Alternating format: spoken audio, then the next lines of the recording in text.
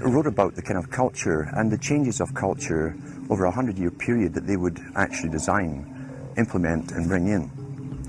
And H.G. Wells talked about it too. He talked about arenas. He says arenas could be put up across the world for sports, for instance. Now at that time, sports was something that children, school children were into. Adults became adults and got onto adult things. So it was unimaginable at the time that people could actually believe that there was even a need for adult sports and entertainment, never mind having arenas built across the world. But he said we can do this and foist basically a sports culture for the males. Using a tribal system, we're all tribal to an extent. That's why we even bother to vote for a tribal leader. This is well understood. That's why we're supplied with these leaders. And because the average man was to become more disengaged from his own destiny as the expert class arose, it was decided that the males would get their outlet, basically, gradually becoming helpless as males through sports. Therefore, they'd have a tribal team they could identify with. They could cheer them on as they were winning. In their own personal lives, they were getting nowhere. They were getting disenfranchised in a sense as experts took over decision-making for them in all kinds of fields. So this was psychology at use, planned before they even implemented the sports. When radio came along, of course, they used that to the maximum. Sports for the men, soaps basically for the women, and then in came television, as I say, with its alpha state, its hypnotic state. And sure enough, around the 1960s, really, 50s and 60s, it took off. It really, really took off. And men became glued on Saturday nights to the sports shows.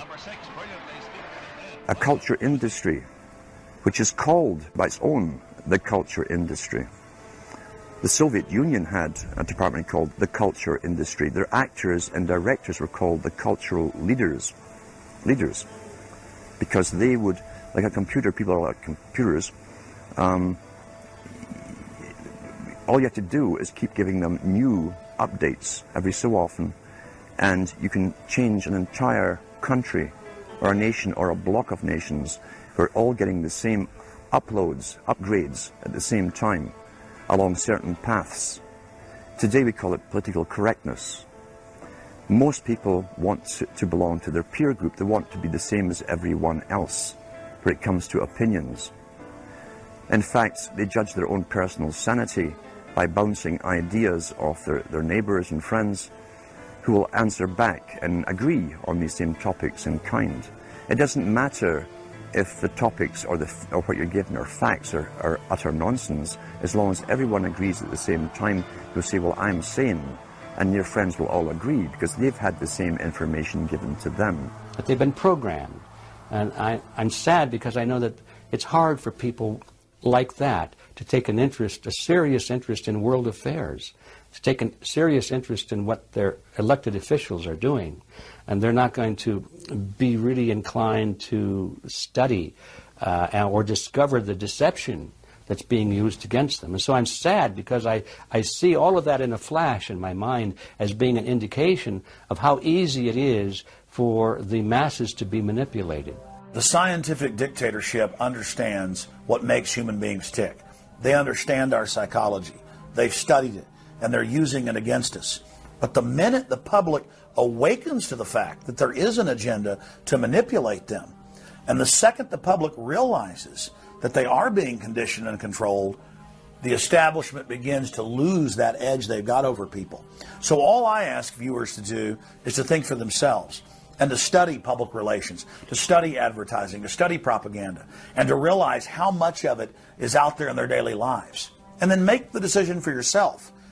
I just want people to think on their own and to not have their decisions and their thoughts and their ideas pre-packaged and basically downloaded into them.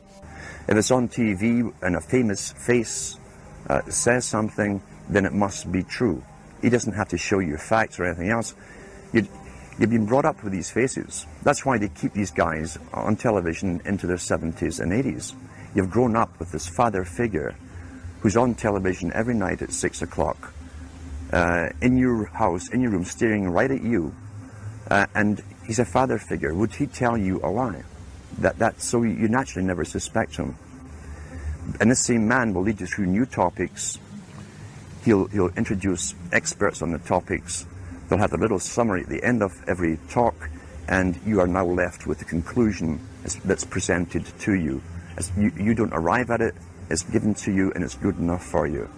We're programmed today perfectly, just like machines.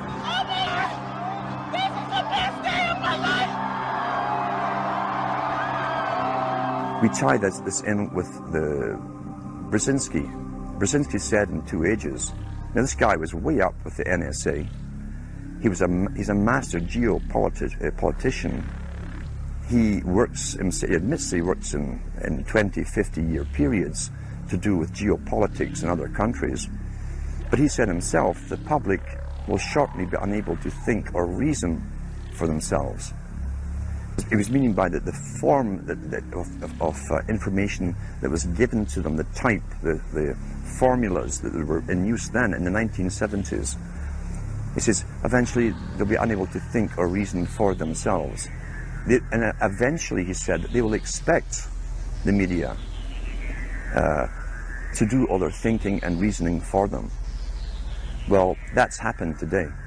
That's why people today can't think outside of the programming from television. Zbigniew Brzezinski, Obama's main foreign policy advisor, talks about how a cult of personality can be artificially manufactured to influence the masses.